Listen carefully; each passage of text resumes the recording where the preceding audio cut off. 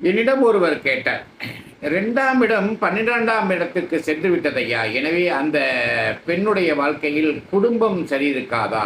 2ஆம் இடத்துக்குரிய குடும்பம், தனம் இந்த அமைப்பு சரியில்லாமல் மறைந்து விடுமா? இல்லாமல் போய்விடுமா 12ஆம் இடத்தில் என்று அந்த கேள்வியை கேட்டார். இதில் நீங்க நல்லா புரிஞ்சுக்கணும். சூரியன் நம் கண்ணுக்கு முன்னால் இன்று பகல் என்று சொல்லக்கூடிய இடத்தில் சூரியன் நம் கண்ணுக்கு தெரிகிறது. ஆனால் இரவில் நம் கண்ணுக்கு தெரிவதில்லை, அதை மறைந்து விட்டதாக தான் சொல்வோம். ஆனால் அதே சூரியன் வேறொரு இடத்திற்கு அது தன்னுடைய பலனை தந்து கொண்டிருக்கும்.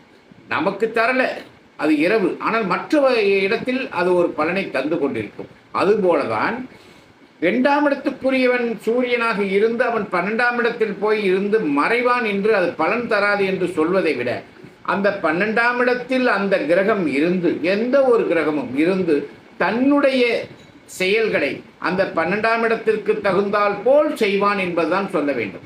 அதாவது 12ஆம் இடத்தில் போய் மறைந்து விட்டான் என்று, செயல்பட மாட்டான் என்று சொல்லக்கூடாது. அந்த கிரகம் 12ஆம் இடத்தில் இருந்து கொண்டு 12ஆம் இடத்துக்குரிய கிரகங்கள் வேலையை, 12ஆம் இடத்துக்குரிய விஷயங்களை செய்வான் என்பதுதான் உண்மை ஜோதிடமாக இருக்க முடியும்.